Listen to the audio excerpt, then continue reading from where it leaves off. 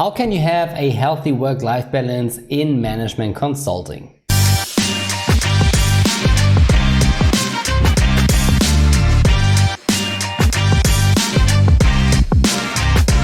Hi everyone, my name is Johannes and welcome to this channel. Welcome to Mastering Consulting. On this channel, I share my own learnings and experience from my own current journey in management consulting to help you to become successful at it while also living a balanced life.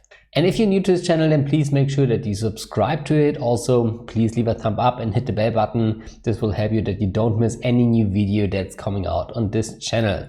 And today we will talk about a very exciting question. We will talk about how to keep a healthy work-life balance in management consulting. So if we take a look at the workload in management consulting, I think it's clear to everyone that this is an industry where you have above average working hours. So in strategy consulting, for example, if you work for firms like McKinsey, BCG or Bain, it's normal that you work between 60 and 70 hours per week on average. If you work for tier 2 strategy consulting firms like EY Parthenon, Strategy Ant or similar firms, you can expect to work between 50 and 60 hours per week on average. And if you work for the Big Four or tech firms like Accenture, then it's probably more between 40 and 50. Keep in mind that management consulting is a project-based business. So this means that those are only average numbers and you will have many weeks where you have to work more. But on the other hand, you will also have many weeks where you have to work less. So these are only average numbers that should give you a rough orientation. So when I started management consulting, I really worked very hard and I, to be honest, got out of balance very quickly. So this led to a point where I said to myself, Johannes, you have to find a frame that will help you to keep a healthy work-life balance. And what I did was that I sat down and took a look at my work week. So I chose a structured approach to take a look at my week. And I said, okay, there are 7 days per week. Each day has 24 hours. So this gives me 168 hours every week. Then let's say that I sleep roughly 7 hours per day. And this results in 120 awake hours as an estimation. Well, then let's say that I have an average work week. So this means that I work something between 60 and 70 hours per week. This means that I still have 50 available hours for my free time.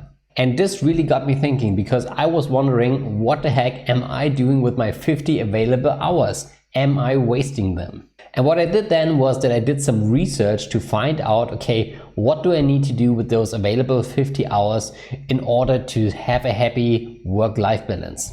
And what I realized at that time is that there is an entire scientific field that is dedicated to the question, what do we have to do with our time to be happy as human beings? And in literature, there are 4 main factors that everyone has to take care of in order to have a happy life. And the first aspect is what I call spirit. And this is time for yourself to relax, to calm down and to recover from the week. So this means that you just have time for yourself. Maybe you do some meditation or you are out in the nature. The important thing here is that you really take time to relax your mind and to get some time off from work. And the second factor is the health factor. And this means that you have enough time and take the time to take care of your body and well-being. So very typically this includes having a good nutrition, having time for sports, and also doing enough medical checkups to keep your body in a healthy condition. Then aspect number 3 are your relationships. And this means that you have time for your partner, for your friends, and for your family. And of course, this means that within your week, you also need to plan some time to spend with your partner, with your friends and family, because we as human beings are social beings. So it gives us a lot of happiness if we spend time with very good friends and people we like and love. And the fourth aspect are your finances. So you also want to be financially secure, you want to be financially independent. This also increases your happiness. And this means that you need to plan some time to do your financial administration, like tax declaration and so on, but also that you take time to care about your investments. So those are the 4 most critical aspects and factors that you need to take care of to have a happy life based on science. There are also 3 more factors that I want to mention. It's first the factor of personal growth, it's second the factor of creating experiences, and it's third the factor of giving back Those are also very important factors, but not as important as the previous 4 I talked about, so keep that in mind as well. So going back to the calculation we did at the beginning, there is still the question, how can we take care of all of these important aspects in our available free time? And there's one key rule that you have to be aware of.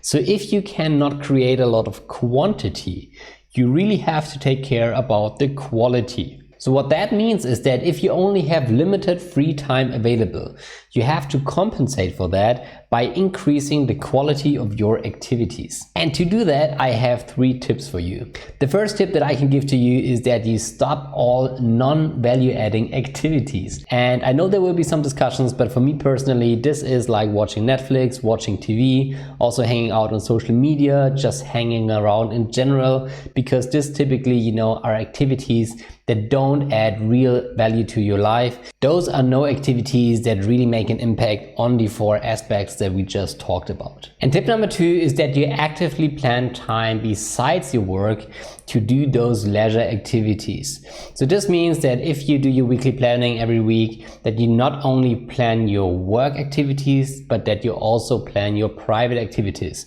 This helps you to create some slots, and also you have to apply the same seriousness if we talk about your private appointments than if we talk about your working appointments. And tip number 3 that I can give to you is that you actively think about how you can increase value for yourself in your leisure activities in each of those 4 categories we talked about.